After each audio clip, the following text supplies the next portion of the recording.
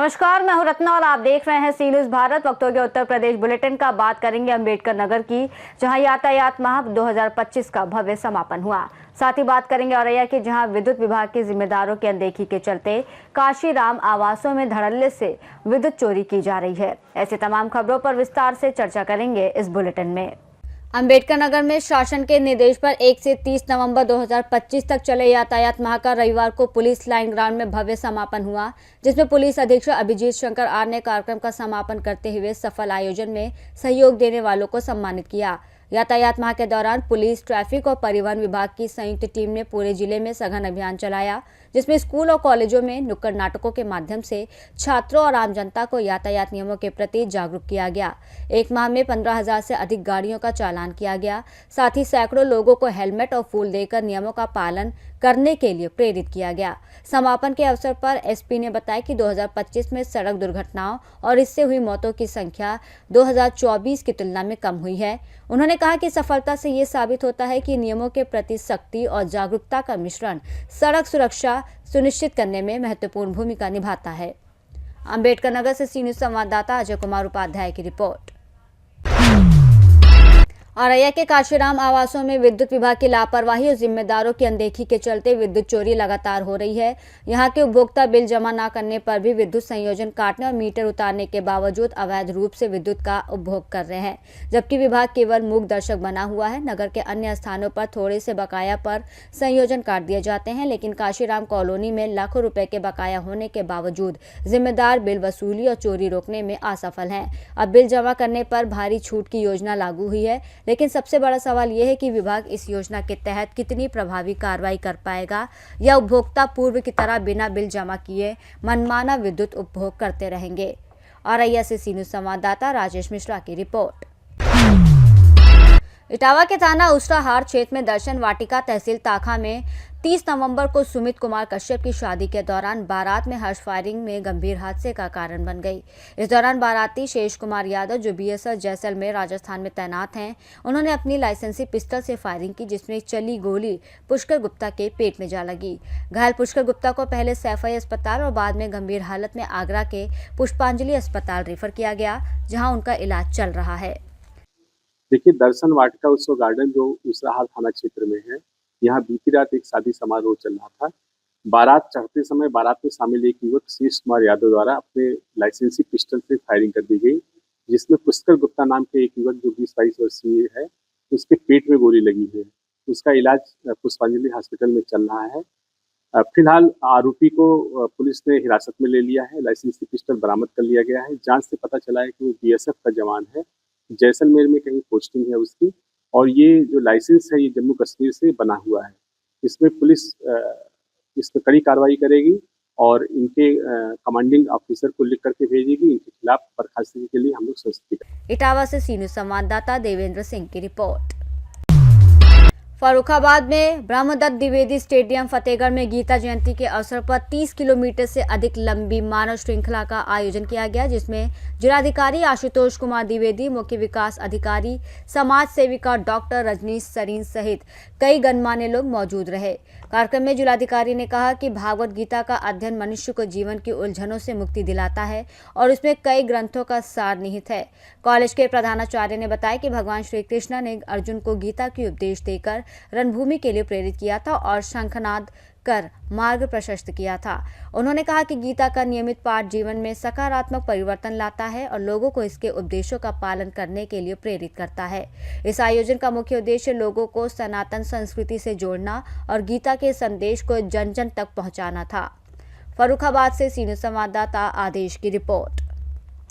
मार्ग प्रशस्त किया था। उन्होंने कहा कि गीता का नियमित पाठ जीवन में सकारात्मक परिवर्तन लाता है और लोगों को इसके उपदेशों का पालन करने के लिए प्रेरित करता है। इस आयोजन का मुख्य उद्देश्य लोगों को सनातन संस्कृति से जोड़ना और गीता के संदेश को जन जन तक पहुंचाना था। मैं डॉक्टर संदीप कुमार चतुर्वेदी और मैं यहाँ पे श्री मोहनलाल शुक्ला आदर्श विद्यालय इंटर कॉलेज में प्रधानाचार्य भी हूँ और इस कार्यक्रम का सर्व व्यवस्था प्रमुख भी हूँ। आज क्या कार्यक्रम? आज का जो कार्यक्रम श्रीमद् भागवत वैदिक न्यास गीता वैदिक न्यास के द्वारा आयोजित जनपद फर्रुखाबाद में गीता जयंती के उपलक्ष्य में मानव श्रृंखला का निर्माण था।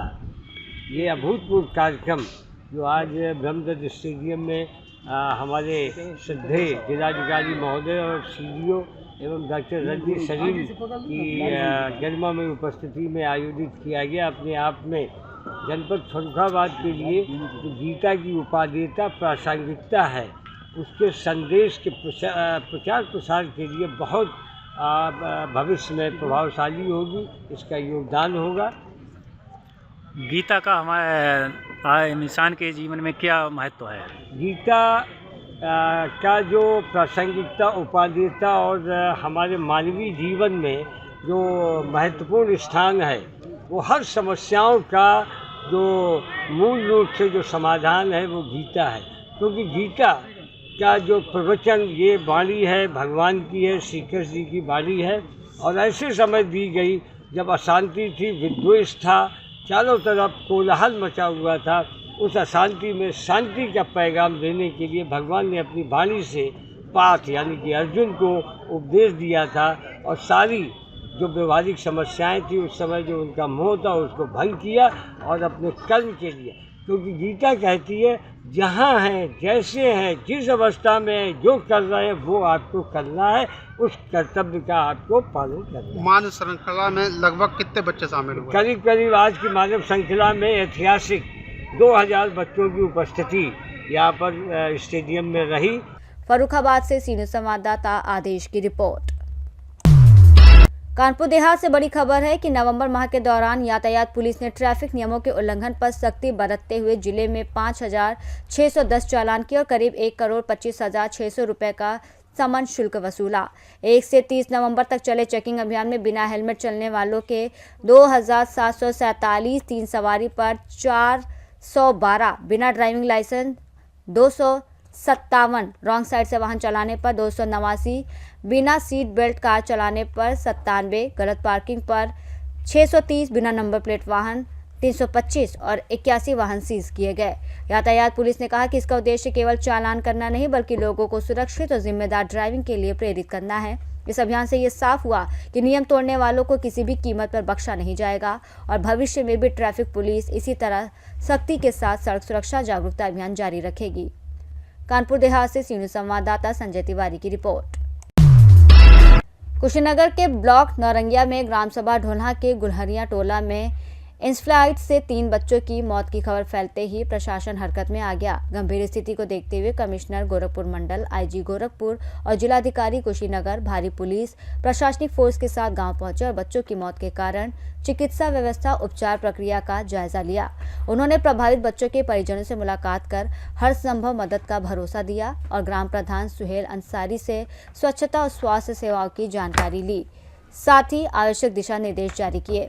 निरीक्षण के दौरान प्रशासन ने ब्लॉक के शीतलापुर खैरटिया में SIR फॉर्म प्रक्रिया की भी जांच की और BLO से फॉर्म भरवाकर व्यवस्था का निरीक्षण किया, जिसमें स्वास्थ्य, राजस्व, पुलिस और जिला प्रशासन के अधिकारी भी मौजूद रहे। कुशीनगर से सीनियर संवाददाता राशिद बिल्ला की रिपोर्ट। महाराजगंज के विकासखंड सिसवा के चनकौली ग्राम सभा में सरकारी धन के बड़े पैमाने पर दुरुपयोग और गबन का मामला सामने आया है, जिसमें ग्रामीणों ने ग्राम प्रधान जयप्रकाश यादव और सचिव विकास अधिकारी पर करोड़ों की सरकारी योजनाओं में हेराफेरी कर धन गबन करने का आरोप लगाया है। शिकायत में बताया गया कि योजनाओं के नाम पर कागजों में कार्य दिखाकर धन निकाला गया, जबकि जमीनी स्तर पर कोई काम नहीं हुआ। ग्रामीणों ने RTI के तहत विवरण मांगा था, लेकिन सहायक विकास अधिकारी ने आधी अधूरी जानकारी देकर वास्तविक तथ्यों को छिपाने का प्रयास किया। उन्होंने जिलाधिकारी से मांग की है कि मामले की जांच किसी बाहरी और निष्पक्ष टीम से कराई जाए और दोषियों के खिलाफ कानूनी कार्रवाई, सरकारी धन की रिकवरी सुनिश्चित की जाए। शिकायतकर्ताओं में आर्शन निषाद, राज, हरिपाल निषाद, मुकेश सहित आदि लोग शामिल हैं और उन्होंने चेतावनी दी है कि यदि शीघ्र कार्रवाई नहीं हुई तो वो व्यापक आंदोलन करेंगे। महाराजगंज से सीनियर संवाददाता मनीष कुमार कन्नौजिया की रिपोर्ट।